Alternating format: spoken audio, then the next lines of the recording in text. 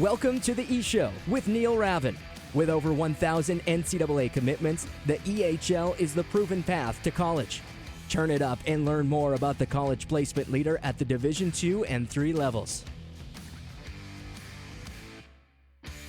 Welcome to the E-Show. My name is Neil Ravin, and this is kind of our new revamped version of the E-Show podcast. In years past, we've just brought on basically one coach at a time and gone with 5 questions or so, put it on YouTube, and that's been about it. Now our podcast is on Apple, Spotify, and Google. We'll have it on YouTube still, but we're taking them to a new level, and this week I'm joined by a pair of co-hosts. First, Jeff Mills. Jeff, you probably recognize that name from Hockey TV. He calls a number of games filling in for me, and then obviously a lot of games during showcase play as well, and he serves as my PA announcer and color guy during our Frozen Finals. And then Brittany Hart, who I refer to as, almost a communications assistant, a showcase assistant as well. It's funny, actually, the three of us are the Hockey TV broadcasting team when we go to Providence, as she's the ice reporter and does some interviews in between intermissions and after the games are done and stuff like that. So welcome in Brittany and Jeff. And then the first team that we actually have on the podcast for the new year here, the Boston Junior Rangers. We have Rich DeCaprio, the head coach and GM, the goaltender, Billy Girard, and the defenseman, Mitchell Haight. So welcome all of you to the podcast. Thank you for joining me. Hi. Thanks for having us. Thanks for having us. We'll jump right in with Rich. So, Rich, you guys are 25-4-0. And I have to ask, did you expect to be at this point at this time of the year, or has this kind of surprised you? Or, what are your thoughts on it so far?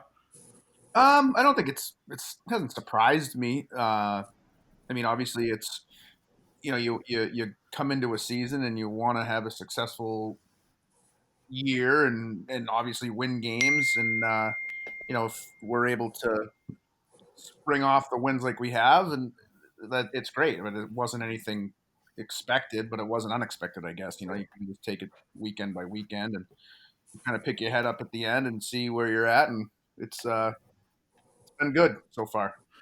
Well, then let's talk about expectations, because you and I talked after the month of November where you guys put together a pretty good month, moved your way up to the top of the power rankings, and then you said December, it's not going to be easy. You had the Wizards twice, you had Walpole in there, you had the Avalanche, the Seahawks, Revolution, and you kind of said, who knows how many will win, how many will lose.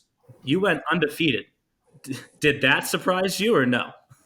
It did a little bit. I figured, at some point, you can only keep coming and coming and coming before, you need a little bit of luck and, to keep streaks going. And I was a little surprised. I thought that we were going to split that last weekend before break. I was like, when we talked, I said, hey, if we can be one and one this weekend, I'll be happy. And the guys were able to work and fight through some adversity and injuries and different guys playing in different roles, and we were able to win both games. And it's good. It's exciting, but again, we haven't won anything yet, and that's what I tell our guys all the time. It's like we haven't won crap. We've won 25 games, which is great, but there's still a lot of hockey left to play, and if you don't win that last game, nothing matters. And I'll bring in Mitch now, as obviously serving as a team captain, and you hear that message coming from your coach, but you have to deliver that message as well. This is your 3rd year with the Rangers. How does this team compare to the previous 2 years? Yeah, I think all 3 years that I've been with the Rangers, we've had a strong team. This year, the guys gel really well. The locker room is very easygoing.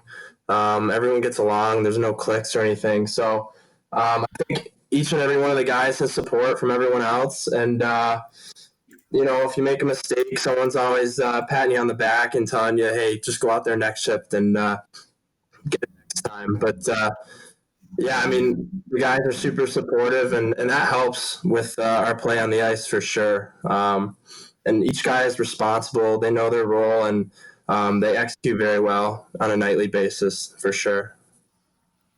And Rich, this is Jeff Mills here, buddy. How you doing? Hope you had a good holidays. And I want to get to some of the nitty gritty because I know you're a big stats guy as far as a coach is concerned.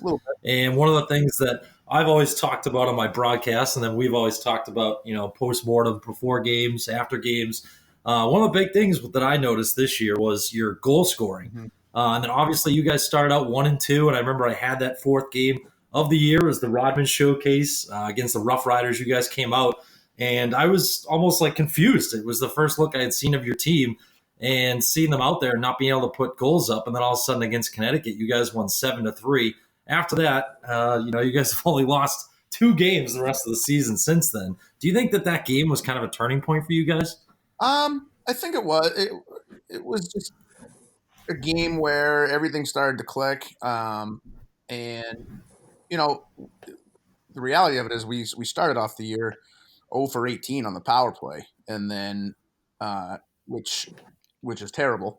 And so me and Coyne, my assistant coach, we kind of sat down and tweaked it just a little bit, and then we ended up scoring. I think we've got one of the top 5 power plays, I think, in the league right now. But it helped we went 0 for 16 in our last game before break, but one game. Wow. That was crazy. But, I think we've got a lot of depth. This is definitely offensively the deepest team that we've had since I've been with the Rangers.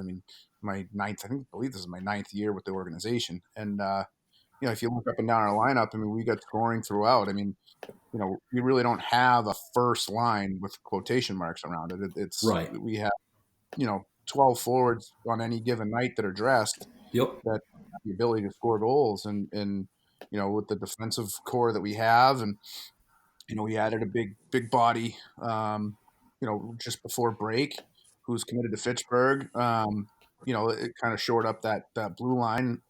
We don't give up a lot of goals, and obviously with Billy and net, it's a pretty good combination. I'm excited to see how we come out at the showcase our next 2 games. But yeah, the offense is definitely it's what I expected. It just started off a little bit slow. And then Billy, I have a question for you. So obviously this is your second year with the Rangers. What do you see differently in front of you this year compared to last year? I think this year we just got a really good, well-rounded group. Last year, I feel like this year we have a lot more well-rounded guys, a lot of guys that are willing to buy in and really just put in the hard work. And obviously the offense speaks for itself. So as long as I come out and do my job, I know the forwards and the defense are going to do their job, and we'll always have a good chance to win every night. And speaking of your job, so I draw a lot of comparisons, I don't think in the style of the way that you play, but in the amount that you play to a former goalie that Rich had in Nolan Egbert. Egbert's first year, Eggy's first year in the league, he kind of split time, but was by the end of the year the starter like you were last year. And then Eggy's second year in the league, like he was the guy. And he was his starter from start to finish all the way to Providence. And that's kind of the way that Rich has approached it this year with you. Does it give you more confidence in goal knowing that he's going to keep coming back to you on a nightly basis and it's your net? How does that make you feel? I mean that's a lot, especially for a goaltender in a good way. Coach Rich, we kind of sat down in the off season and he told me that this could be a possibility of where I could be playing a lot of games. So, in my shoes, it's just good to know that a coach trusts you. I never really had that early on in my junior career. So, like last year, it was me and Curry and I, and he was a great goalie. We were going back and forth on games, so it was a good combination. And then this year, coach has just been trying to play me as much as I can, and just trying to keep him updated on how good I feel, and just a really good feeling as a goalie to know that the coach that trusts you and really a team that trusts in you as well. Hey, Billy, I'm going to go not off the rails at all, but just to get to know you a little bit, a little different of a question. So you grew up in Boca Raton, Florida, obviously a warm area. Hockey's starting to get a little bigger. Who would you say was a big influence for yourself growing up, watching the pros. You're a 99 birthday, so early 2000s, probably when you started watching the NHL. Who would you say is one of your biggest influences as far as a netminder is concerned? Billy, you got to. We can't hear you, buddy. Can't hear me. The Panthers really had a good goalie every year, pretty much. I know Thomas Vokoun was a good one that I was able to get taught by him for a while. So I'm gonna say Thomas Vokoun, Craig Anderson, Jose Theodore, any of those Florida guys. Really, I'd go and watch the practices and just kind of watch them and trying to learn from them. And it was just always a cool. So they're building in Sunrise is close to your where you grew up, Billy? Yeah, I mean I'm 30 minutes from the practice facility, and I'm about a 45-minute drive from the BB&T arena. So we would always get tickets through the youth organization. I'd be able to go skate out in between periods before the Zamboni. So that was always a cool experience. So it was always good to go watch those games. And I was kind of fortunate to be close to those games because the more people I meet, the more people I know that don't really get a chance to go watch a professional team. I mean, I know the Panthers haven't been the best the past couple of years, but it's always cool to go see those venues. All right, now we'll toss things over to Mitch. So, Mitch, as we said, this is your third year, and you were able to play in the All-Star game with Billy this year. What did that mean to you, and how do you think that helped you with your recent maybe commitment to Elmira? Yeah, I mean, first and foremost, that was some of the most fun I've ever had playing hockey. I mean, the event that they put on was truly a great learning experience. It kind of teaches you that you got to be very responsible with the way you play. It's kind of like on a whole new level. So like the speed is definitely an increase, and it's a little more intense, and the details mattered that much more. So it kind of taught me how to play the college game, and definitely got my feet wet.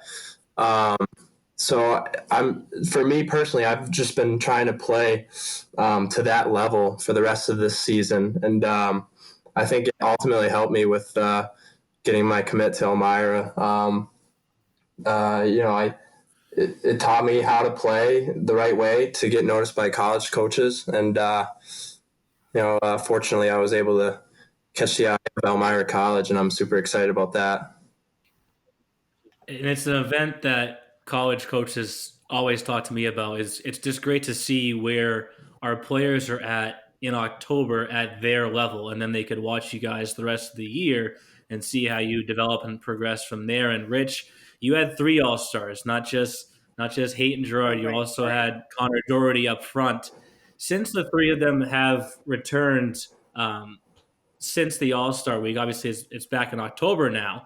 How have you seen them elevate the rest of the players on your roster? I think with they come back with a little bit more confidence in their game because you get to play against 3 college teams and obviously getting a win, a big win against a college team. And you coached that night, by the way. We'll add that in there. That was the only game. No bragging. But I think guys come back. I mean, not just our guys. I think for all of the players that got to play in that game, the confidence that they gained and the experience they get to bring back to their locker rooms, I think can really just only help with the team and the teammates that were there watching the games get to see it, and so it's just I think everyone just gets a little bit more confident, and obviously confidence is huge. If you're playing with confidence, you're a lot better player. So, but the 3 of our guys that played, it was great for them and great for their confidence. So they're the 3 of them have been playing great since day one and keep getting better. Hey, Rich, I got a question for you. As far as someone that I saw that was pretty impressive, I know he's only been able to crack. That's been the best thing about your team, and probably you can answer better than I can as far as the second half, but how deep you guys are. And someone that's been in your EHLP team, Johnny Malandrucolo, he's got 36 goals in 22 games in your EHLP team. I actually believe I had the pleasure of calling his first game when he was called up for you guys. Only has 1 goal and 1 assist in 4 games. But do you see him working into your plans down the rest of the season, or how do you see his development going? I think, obviously he'll play if we need him to come up and play, like if there's injuries or something happens, obviously before the rosters freeze.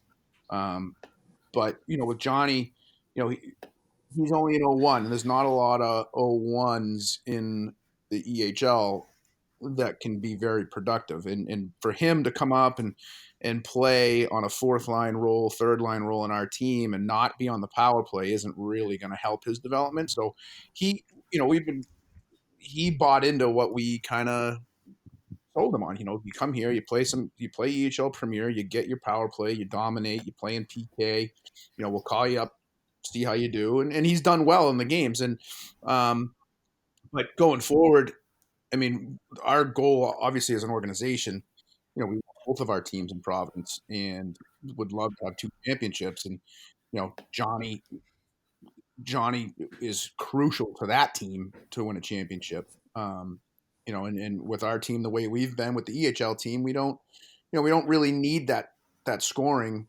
And I wouldn't want to take away from the Premier team going down the stretch. But, if the opportunity presents itself again for Johnny, I mean, he's going to play more games. I'd like to call up a couple other guys too. The kid Ryan Bailey, who's a really good player, Snyder, Jackson Drysdale, who's an 02, who I really like, offensively. And then we've got some good D on the blue line too. So it's, both teams we'd like to see in Providence. But then those guys like Johnny Malandrucolo, Bailey, the guys that I just mentioned, next year, hopefully they're, impact guys for our EHL team next year. And Mitch, because you're the captain, you kind of get to help out these players on the Premier team. What does that mean to you, having these Premier players called up? Yeah, it's it's definitely a great experience for them, I know. I kind of think back to when I was a young player in the EHL, and any little bit of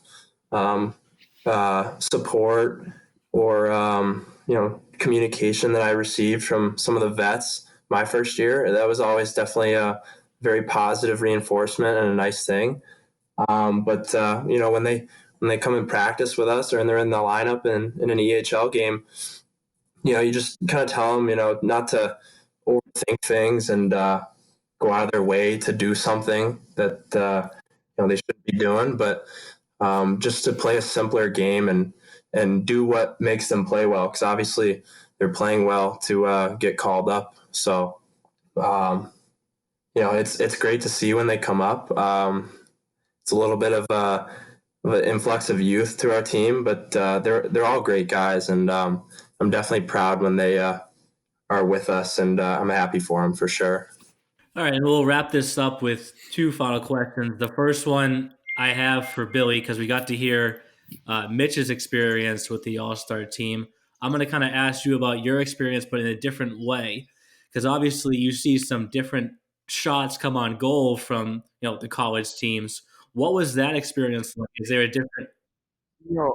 We lost Billy. I think we lost Billy. That's all right. Well, yeah. for Billy, he did play. Rich, you can speak to this. He played exceptionally well against Fitchburg State that weekend, and obviously the end result of what happened with UMass Boston wasn't what we were looking for. But what have you seen from his play since All-Star Week in particular? Yeah, it's funny. I always find myself saying whenever I start answering a question. So. It's all good. It's all good. I mean, coming into the year, I said this to you because we kind of highlight players who we think can come back and compete for an award. Coming into the year, like Billy was the preseason favorite for goaltender of the year. How does he deal with the pressure? Then he's the all-star goalie. He's getting peppered with shots from Pittsburgh and UMass Boston. Can you speak more to the way he plays in goal? He's just really calm, and I think he's really confident. He when we like what Billy had mentioned before earlier in the podcast. I sat down with him at the end of the year in our exit meetings, and I said, we expect you to come in and you're going to play 30, 35 games. That's where I see him. And, I told him, I go, you can have a bad game. You're not losing your job, and that's the confidence that I have in him. And he understands that. And I think after the All-Star game, I don't think there was a huge. I haven't really noticed a huge difference because he's just been so consistent. I mean, there was one game earlier. I think it was the showcase game against the Little Flyers where he didn't have the start that we wanted, but that was the only glitch really for him. He's just been steady and he's just really calm. He prepares the right way. He's a really good communicator on the ice, which is huge, especially for getting to the college level. And he's really good at playing the puck, and which is another huge asset for any team to have a goalie that can move the puck up the ice. But yeah, I mean, not a huge. I didn't see a huge difference coming back from the All-Star game. I just think maybe he's even more confident now, which is great. Yeah, well, it looks like, Billy, I think you're back on now. I had just asked your coach. The question really for you is, what did you see a difference from the college shots that he took on net compared to the EHL? I think it was probably just the quickness of those guys getting off their sticks. I mean, I played in the Pittsburgh game, UMass Boston game, and you notice just how quick those guys are. They don't waste any time with the puck on their stick, so they're going to do the best to just get it off. And I think that's probably the biggest thing that I noticed, besides the speed and maybe the physicality. But it was just the precision with the puck, and they just didn't allow any mistakes really for them. And we'll wrap this all up with one last question. Rich, or either of your players can take this if you want. Right now, you are in first place. You have a 5-point lead on the Lumberjacks. You still have 17 games left. We've talked a little bit offline. How important is the first round bye to your team? It's obviously it's huge. It's a big advantage, but at the same time, I don't see it as a huge deal if you don't get it. I mean, our conference is so tight. I mean, if you look up and down I haven't looked really over break. I kind of tried to clear my head a little bit, but I think 1 through 5 or even 4 or 5. There's not a lot of points separating any of us, and we have a tough schedule coming up. We've got Vermont 4 times. We've got the Avs again. We got Walpole twice.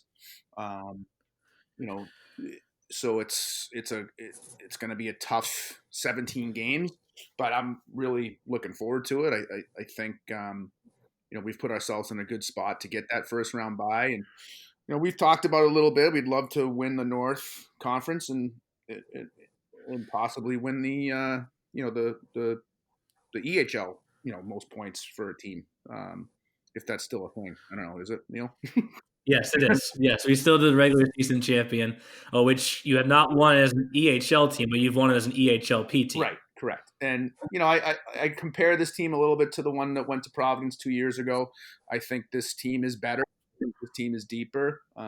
Get a first round bye back then, which was great. And so we'll see. I mean, we're in a good spot, but again, we have a lot of work to do. It's not even close to being over. So. All right, guys. Thanks for being the first guest on the revamped e-show here. So if you don't mind signing off, we'll keep going. But we appreciate your time. Yeah, thank you. Yeah, thanks for having me, guys. I appreciate it. Yeah, thanks, guys. I'll see you two boys on Friday. All right, thanks, guys. Thank you. Yeah, so Rich started to mention it there, Jeff and Brittany. They come back on January 12th. It's actually kind of fitting. They kick off the showcase against the Chiefs.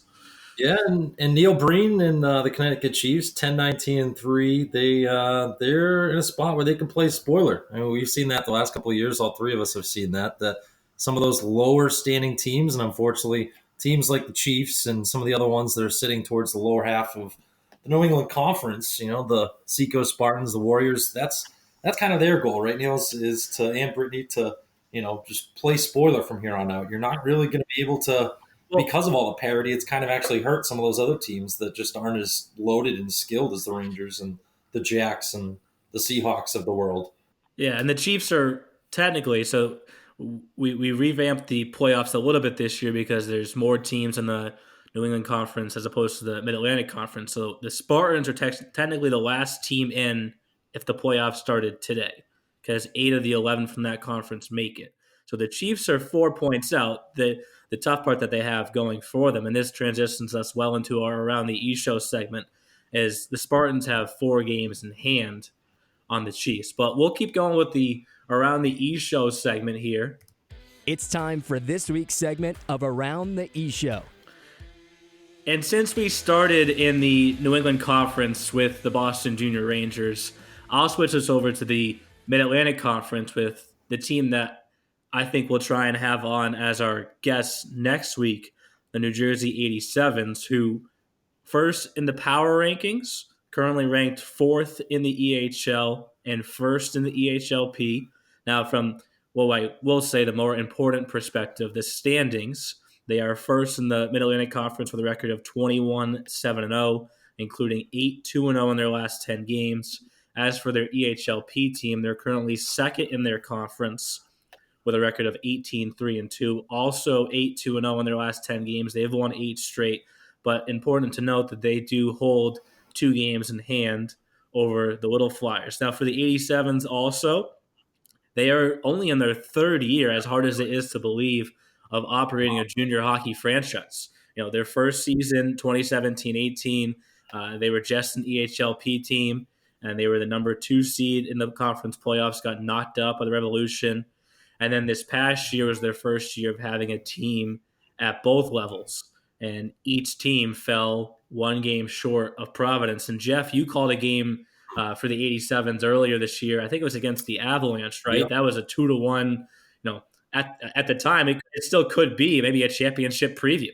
Yeah, and I actually think I used those exact words at the top of my broadcast, Neil. And yeah, isn't it? That's the crazy thing to think about. Adam Hooley and Matt Kieran and the bunch down there in New Jersey that I think we've talked about, all 3 of us have talked about that before too, that I think the 87s might be one of the most successful, obviously next to the Avalanche, who have won back-to-back EHL championships, but one of the most successful like startup expansion team programs that I've seen in the junior hockey ranks.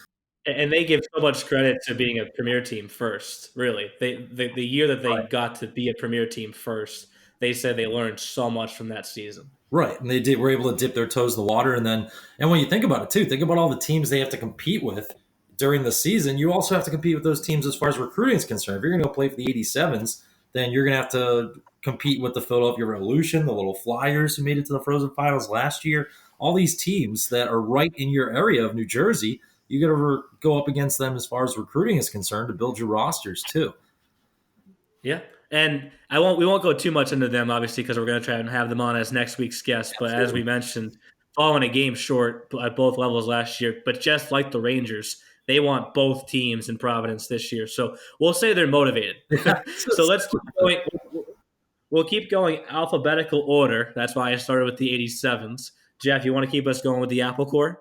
Yeah, so we got the New York Apple Corps. Obviously, not a great season so far. 7-22 is their record, only averaging under 2.5 goals a game, giving up 4.3. Goaltending's really been an issue for them, Neil. They've lost their most recent game 8-2, but for them, they just played the hottest team in the league right now, which we're going to get to eventually. These Connecticut Rough Riders, who are harder than a cast iron skillet. And their first game back from break, who is it again? Saturday, January 4th. They'll be hosting the New Jersey 87s. But Mike, I always have a tough time with his last name. Lazazara.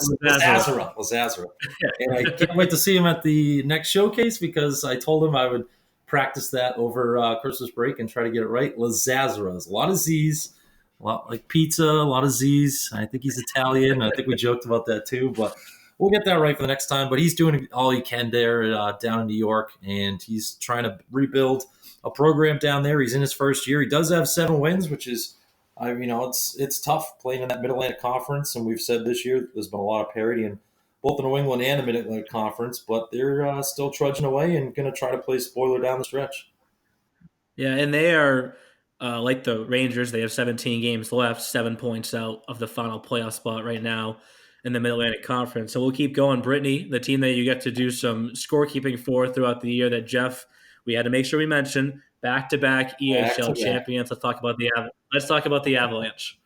I think the most important thing to note about them this year so far is their premier team, because they were opposite of the 87s, where they started with an EHL team and then 2 years later they added the P team.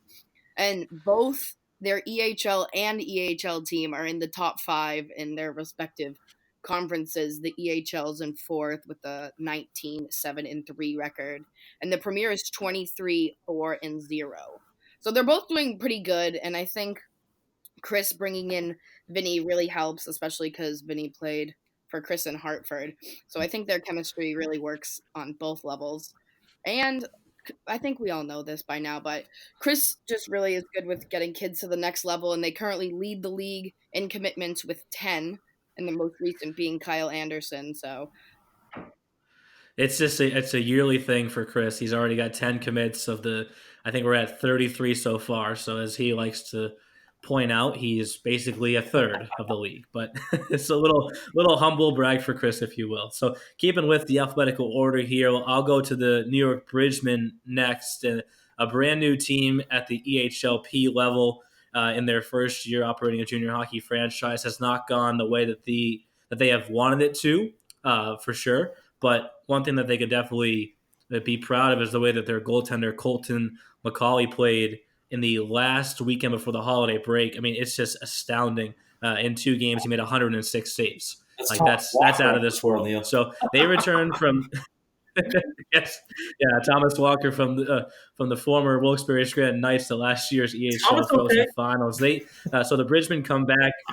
Yes, Thomas is playing Alberta's Madness now, a brand new team in NCAA Division III. So, but back-to-back home-and-home weekends for the Bridgemen returning from the holiday break. They get the Revolution this weekend, and then the Renegades next weekend. And then, of course, we touched on the EHL Showcase, which is the 12th and 13th of January. The EHLP Showcase is the 18th and 19th. And, Jeff, you can keep things going. You mentioned them already a little bit, the Connecticut Chiefs. Yes, the Connecticut Chiefs, 10-22. Also another team that's in that tough New England Conference, Neil Britt.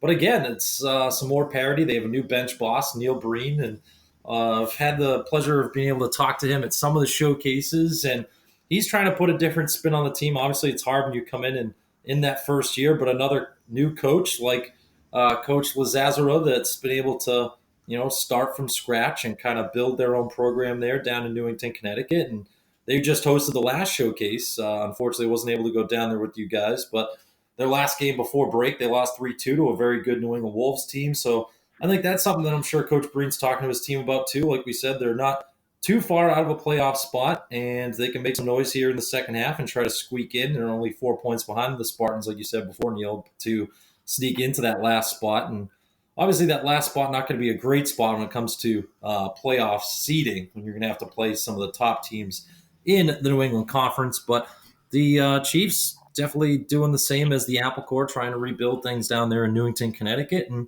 they're chipping it away. So as we continue through our battle, Britt, next team up for you, and I think that's going to be the Walpole Express. And we're sticking with the new coach trend here with Cody Campbell. But I think they're a sleeper team in the New England Conference. I mean, they ended this calendar year taking 3 of the 4 points against Vermont, and Vermont's been on a hot little stretch here. But they gave Vermont a run for their money last weekend. I mean, their strong suit, I would definitely say, is on the penalty kill. Vermont had 15 penalties during the whole 2-game series, and they only scored 2 power play goals. So I think Walpole is really doing well with that. They have the second best penalty kill in the league behind the Seahawks. So I think Cody's doing a good job, and he's gotten some new additions with the Kimmel brothers, who I think have helped him out a lot. So, and actually just got to watch. Yes, and one of them is 6'5". No, I was just going to say that for all the people that didn't see it too, he was the programming the New England Hockey Journal episode that talked about the Walpole Express organization was just on again the other night. So for those of you that haven't seen it, I think, Neil, you can tell me how many more times it should be re-aired. Yeah, they get like 10 per month. We were on November. He'll get on like probably 1 more time or 2 more times here in December. So check it out. It's on Nesson for those that are watching at home. But Brittany mentioned it. They took 3 or 4 points from Vermont, and the key was what they did on the penalty kill. Because, Vermont's power play is 26.5%. We went to a game, I called a game right before the holiday break against the East Coast Wizards, Lumberjacks Wizards. They won 4-2.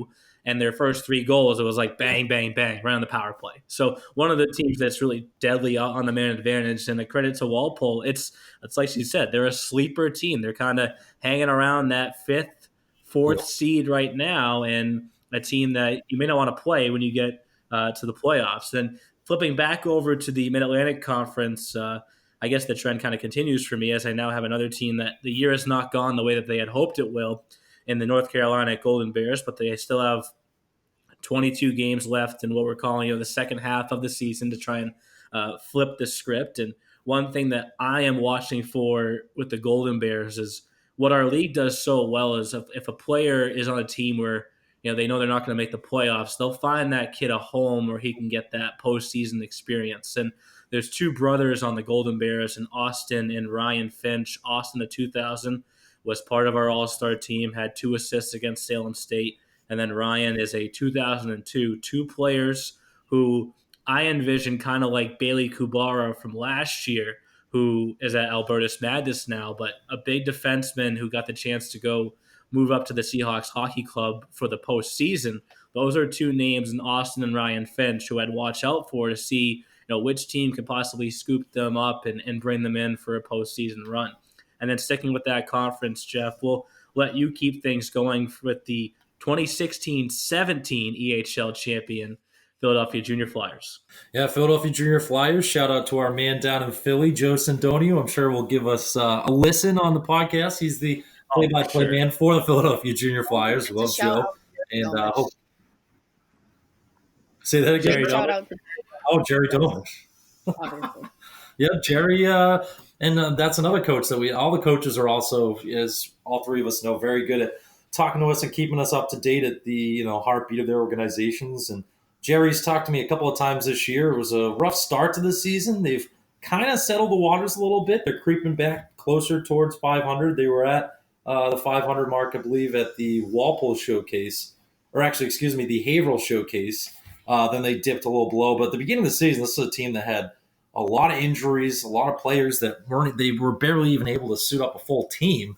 And that was something that Jerry had said that was just a huge issue for them. And a credit to them. They're 11-17. Like I said, they're trying to find their way. Billy McDevitt's been on the team a couple of years, a co-captain. He's leading the team with 15 goals. And I like the kid Aaron Hansen, too, Jerry's goalie right now, too. He seems like a pretty sturdy goaltender. And when you look at some of his numbers, too, as a goalie that's playing on a team that's 6 games under 500, for Hansen to have a .928 save percentage, that's a thing of beauty. When your team's just not playing as well in front of you, that really shows how strong of a goaltender he is.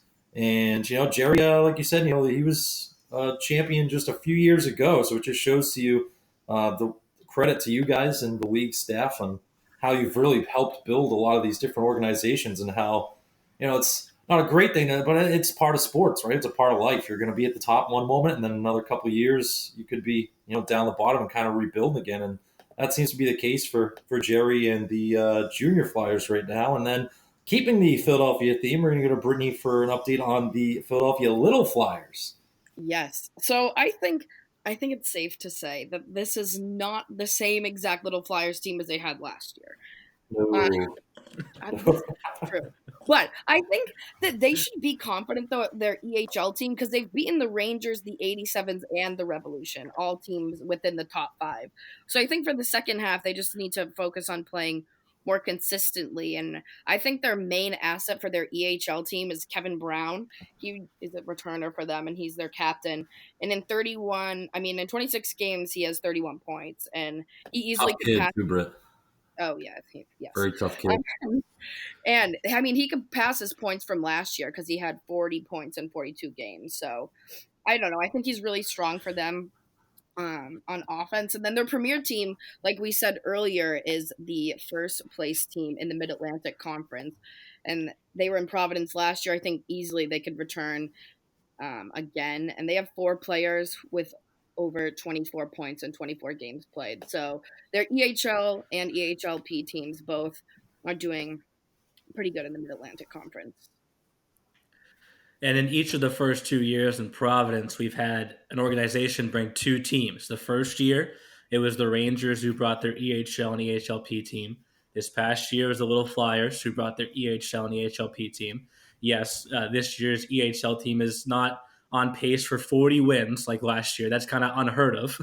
but but in talking with the one seed in their conference, I don't want to go too much into it because we'll talk to them more next week. But the 87 say, that's a team that if they get them in the second round with a trip to Providence on the line, that's a tough battle. So, but flipping back over to the New England Conference, we talked about this program a little bit already so far, but the Vermont Lumberjacks, and some may say they kind of stumbled into the holiday break by dropping two of the four games that they played, but they're still 7-3-0 in their last 10 games, and they've hung around that top 2/3 spots in the conference standings all year long. Currently at 22-6-1, and they come back with four tough games. They host the Seahawks on the 8th and 9th, and they play the Rough Riders and the 87s. That's a huge game to watch at the Exeter Showcase. And then I guess it's so easy to say, but a player to watch for them is Logan Descanio, who currently sits at 154 career points, 11 points behind Chris Peters, who's now at UMass Boston, Walpole Express alum. And I don't want to get too far ahead of myself, but maybe he gets point 11 or point 12 against the Boston Junior Rangers January 24th. We'll see. But he's on a pace to definitely, become the all-time scoring leader in the league. And wouldn't that be sweet? Maybe huh? it happens when they face the top team in their conference. Very possible. And then keeping with the alphabetical order that we're going with on this one, I think, Jeff, you got Team Maryland next. That I do, Neil. Mid-Atlantic Conference again. Team Maryland, Josh Fusco and the defunct Wilkes-Barre Scranton Knights. The Wilkes-Barre Scranton Knights departing the EHL for the second time, and he took over for Team Maryland, and what a job he's done. Talk again about Josh obviously isn't a rookie coach. This is one of our teams that, he's not a rookie coach in the league, rookie coach for Team Maryland. Yes, but 14, 15-3 coming into the Christmas break. 112 goals for. That actually puts them into the top consideration as far as goals for. Obviously, the Junior Rangers and a team we haven't gotten to yet, the Connecticut Rough Riders. I can't believe they now lead the league with 135 goals. Obviously, we keep the spotlight on Team Maryland, but just to give them a credit and just to show you where they are as far as goals for and how well Josh Fusco's done down there for Team Maryland. He's just done a really good job coming in and, again, just trying to just right the ship and start a new program with Team Maryland after leaving.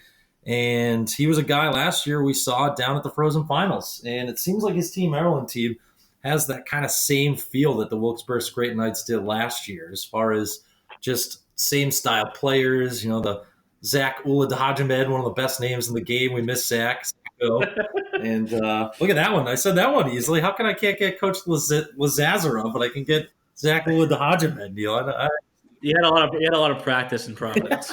We did say Zach's name a lot, and as far as Josh Fusco, he's definitely one of the top candidates for Coach of the Year, and I think that's a very strong consideration for him, Neil. And looks like we're going to transition now over to Brittany, and she's going to have the Worcester Railers up next. The Worcester Railers, new organization in the E and the P, but they're definitely doing really well in the Premier. They're third place in the New England Conference, and just like with the EHL, the EHLP New England Conference is also super tight. And I think it's important that their last win was 7-3 victory against the number 1 ranked Avalanche. So they're definitely a team to watch out for. The strong suit for them is easily their goaltending. 2 of their goalies got goalie of the month in September and October with Ryan Warren and Marshall McCallop.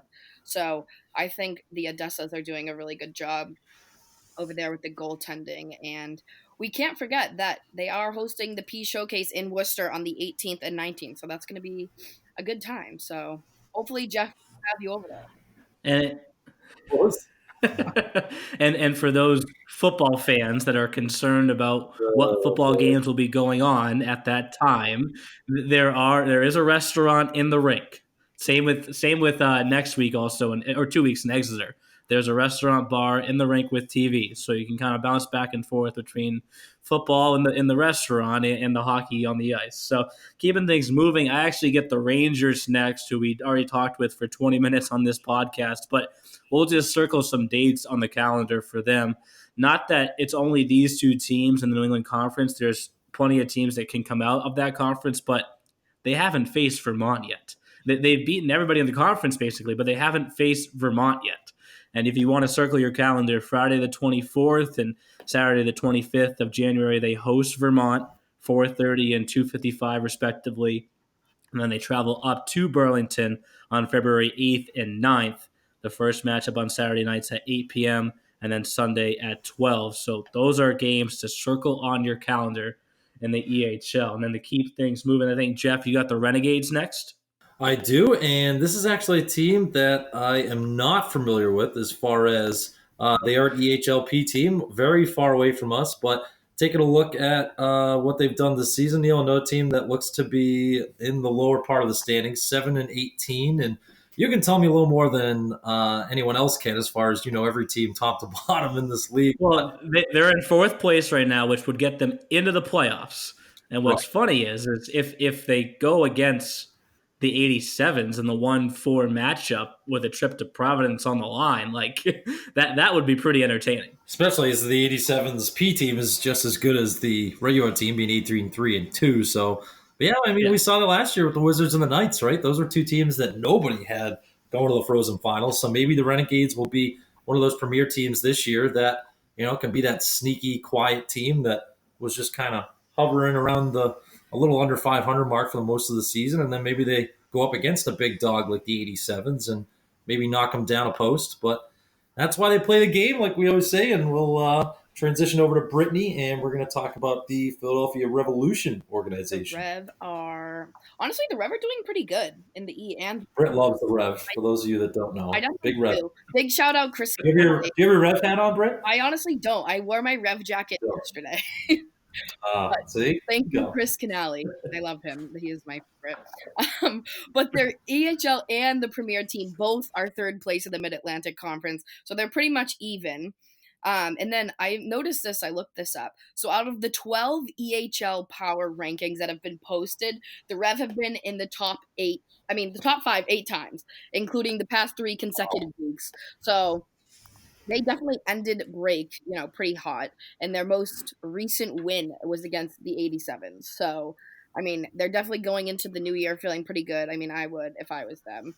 And they could easily be a top contender to make it to Providence in both the E and the P. They could easily sneak up in the Premier Division on any of those teams, the Little Flyers or the 87s. So, and that's a good transition because they are right now they are in third place technically in the Mid-Atlantic Conference in the EHL, and it's really between them and the Rough Riders, right?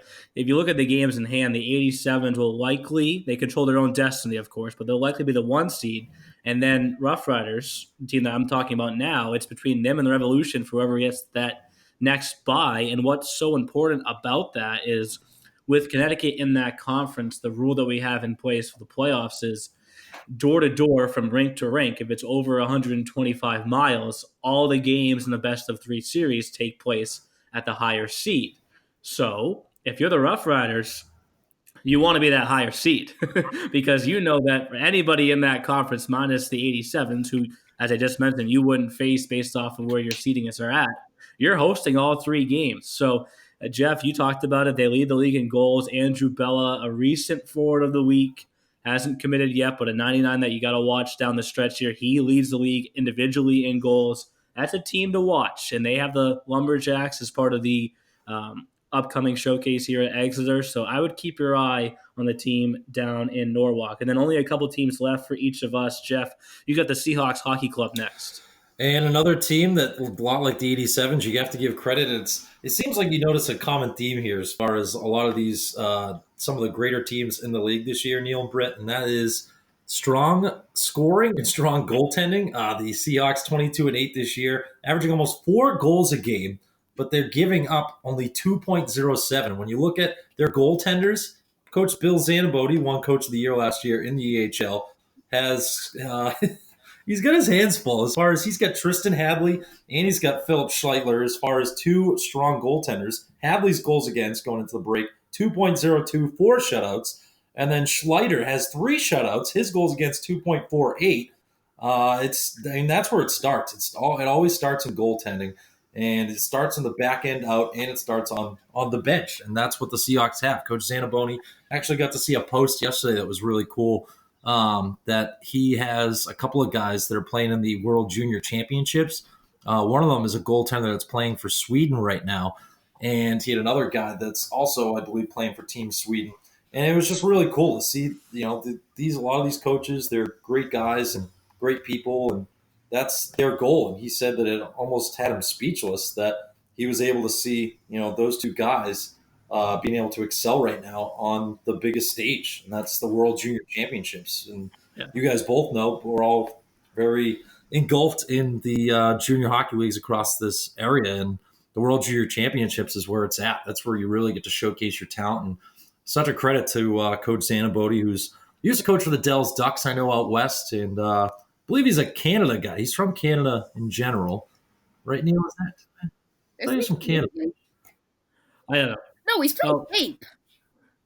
Well, he's a former Division I goalie, too. We'll make sure we add that in. So he knows what he's doing when he's talking about the guys between the pipes. And then keeping things moving with the teams that start with the letter S, we'll go with the Spartans. Brittany, they're hosting our next showcase. They are the 12th and 13th. And sticking with the whole goaltender theme we have going on here, big shout out to Nevin Tardif, who is the goalie for Seacoast. And he's actually their first commitment as a franchise, and he's going to Worcester State. So goaltending seems to be pretty strong this year, I'd say. So, he's the first commit they have. I'm sure they'll have plenty more. They have a good handful of 99s on their team. So curious to see how many commitments Trider can get out of this team. And then one team left for each of us. I have the Valley Junior Warriors. Speaking of commitments, their new coach this year, Ryan McGrath, helped commit a lot of kids when he was an assistant coach both at UMass Boston and Wentworth.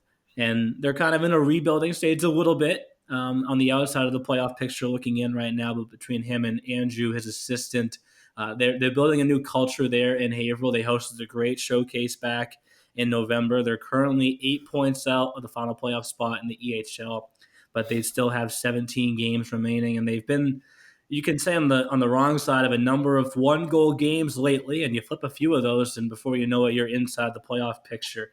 And then I think, Jeff, your final team is the East Coast Wizards. It's a typo on my script, all right? I made one typo. Go ahead, Jeff. Thank you, Brett. And yes, Neil, the East Coast Wizards.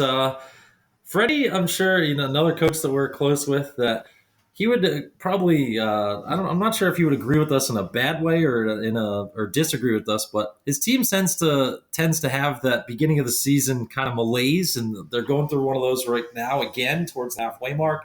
2-8 in their last 10, which is unfortunately seen them fall to 13, 14, and 4 on the year. Puts them right in the lower half of that positioning for playoff spot. They're in that 7th spot right now, but a team last year that everyone was scared of going into the Frozen Finals, and a team that's, continuing to try and push and move ahead. Chance Gorman leads their team, and great goal scorer. I've gotten to call a lot of his games. Andrew Harley, it feels like he's been a Wizard for forever. I've seen him a lot. I have an Andrew Harley stat for us. Here we go. Brett, throw it in. Hit it. Here we go. Okay, hit us with it. All right. So Andrew Harley, as hard as it is to believe, only had 14 points all of last year. He only had 7 goals and 7 assists. And now he has 16 goals and 29 assists. And he's tied for 5th overall in the league points. So, Andrew Harley could be MVP of the year contender. Yeah, so we don't do most improved player in the league, but between him, Andrew Maynard, another guy at the 87s, how far they've come from year 1 to year 2 is just phenomenal. And then, Britt, you want to wrap things up, our final team here, the Wolves? The Wolves. Shout out Andrew Trimble for using my hashtag of Wolfbite. Really appreciate that. I made that up after he uses it. It's phenomenal. After every win, he uses it. He does. Let's point that out. Yeah. Yes. So you're welcome, Wolves fans. They're a strong nation up there in Laconia. Their EHL and EHLP teams have definitely been on the incline as they have combined for 11 consecutive wins. They're defending P champions, and they're currently second. And they have Latvian powerhouses. They have 2 kids from Latvia with, I might struggle with these names. We're going to try. Richards Jelinski and Herbert Zybots. They both have Well done, 57 Britt. points Well done. each. Look at you. I know, thank you. But they both have 57 points each, so either one could be, forward of the year. And we talked about Johnny Malandrucolo, and it's a 3-way tie for points in the Premier with those 3 players. So they're doing pretty well for themselves. And then I think just to throw in something with the EHL team, Jack Loran and DJ Schwenke both have 36 points in 26 games. So, they're doing pretty well, Wolfbite. And another organization that, like the Rangers, the Avalanche, the 87s, their aspirations are solely set on both teams in Providence. And combined, heading into the holiday break, they have won 11 straight games as an organization. I think that's a good transition. Now that we're in the holiday break, we can go over the playoff formats for each division because they are a little bit different with more teams in each division in the New England Conference as opposed to the Mid-Atlantic Conference. So starting with the EHL, obviously we have 19 teams in the league this year, 11 up in the New England, 8 in the Mid-Atlantic. So you can't really do 6 and 6 playoff teams for each conference because it's simply, to put it frank, not fair to the conference that has more teams. So in the New England Conference in the EHL, 8 teams make the playoffs. Number 5 plays number 8, number 6 plays number 7. A 1-game playoff winner goes on, loser goes home.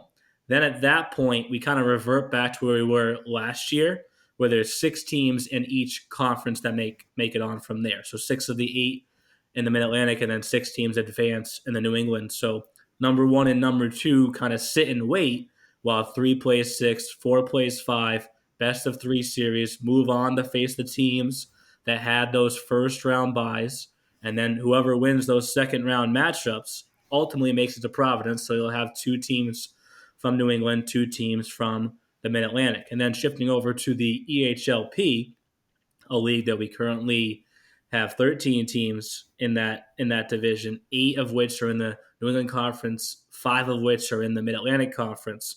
For the New England Conference, 7 teams make the playoffs. So they also have a play-in game, number 6 versus number 7. And then that gets us down to kind of a similar to the EHL, 3 plays 6, 4 plays 5, while 1 and 2 sit. Ultimately, it's similar to the Mid-Atlantic, where 1 plays 4, 2 plays 3, and ultimately 2 teams from each conference make it to Providence, where if you want to mark your calendars now for Providence, we kick things off on Wednesday, March 25th, the 25th, 26th, and 28th. Wednesday, Thursday, Saturday.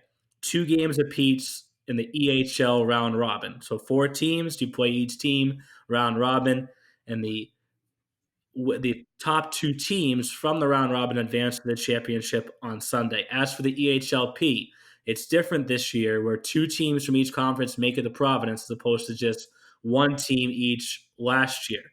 Well, the 1 team each last year played in the championship game, of course. Now this year, how it works is it's essentially a conference championship, right? So we go 1 semifinal and then the other, and to get us down to just 2 teams left. So if you're marking your calendars, Wednesday the 25th, 2 round robin games EHL. Thursday the 26th, 2 round robin games EHL. Friday the 27th, the EHL Banquet of Champions and Awards Show, where all 8 teams that are in Providence will be there. 4 EHL, 4 EHLP. And then what I'm highlighting as probably one of the best days in league history, Saturday, March 28th, we have 4 games, EHLP semifinal, if you will, or conference championship, number 1, then number 2, then the final 2 round robin games. Then we get to Sunday, and it's championship Sunday. So Jeff and Brittany, I'll ask you guys. I don't want to get too far into this because we're going to get chirped by everybody who don't identify right now. But I will kick things off, I guess. I'm going to give you my 4 EHL teams and my 4 EHLP teams, and I will preface it by saying this will change again in 2 weeks. Okay, but if it was me today, based off the way teams were playing down the stretch into the holiday break. In the EHL, I would go Rangers, Seahawks up north, 87s, Rough Riders down south. EHLP, I would go Avalanche, Wolves up north, and then Little Flyers, 87s down south. I'm not going to say who wins the whole thing, but as of today, those are the 4 teams I have at both divisions. All right, who's going next? I will if you want. All right, I'm going to start with the Premier. Switch it up. I do in fact work for the New Hampshire Avalanche, and I have to go them in the Premier from the north. I'm going them and the Railers. Right. Sleeper team, Right, like the Wolves right. last year. Fun. So I don't know. I really like the Railers P team, so phenomenal. And then in the Mid-Atlantic, I have to go. We just know I love the Little Flyers in the 87s, although so much. Shout out Luke Hedman of the Little Flyers P team. That's my BFF. Oh no, I have to pick 4 EHL teams. Yes, we will get chirped over this at the next showcase. I am so scared to make my predictions. Bill Zanaboni, please don't get angry with me. Oh, I know. So does that mean you're going Rangers Lumberjacks? Wow. Oh man, Bill, I'm sorry, but yeah. And then down south, the New Jersey 87s. I mean, you kind of have to pick them. Sorry. Ooh, do I want to go with Andrew Bella and the Rough Riders right now, or the Rev Squad? You know what? We're gonna go John Pearson and the Philadelphia Revolution. All right, Jeff, you can wrap things up for us. Any differences with our picks for your picks? So I'm going to start with the EHL, and I want to create one of those splashy kind of, and I really do kind of, this is tough. I'm glad you put us on the spot, Neil, too. You didn't prep us for this. Good job by you. Well done as a host. I got to go with the Rangers. I've called a lot of their games this season. The showcases I filled in for you, Neil, quite a few times. I like them. They're very deep. Lines 1 through 4, like Rich said. Guys like Wesley have been playing with Rickett, and Galloway's been all over. They've moved guys. He can move all 4 of his lines up, down, over, and around. And you got to love Billy Girard. I love him even more after talking about Thomas Vokoun and the Florida Panthers. I was going to say that was a throwback name, man. I liked that. I prepped that. I was like, he's from Florida. Let's see. Let's test him. Was he a big Panthers fan? I wanted to see if he knew John Van Viesbroek, because that was a great goalie from the Panthers Stanley Cup days in the early 90s, but not to get too off topic. So Rangers out of New England, and the second team, you know who I think I want to pick? Ooh, who? This might scare a lot of people. The Walpole Express.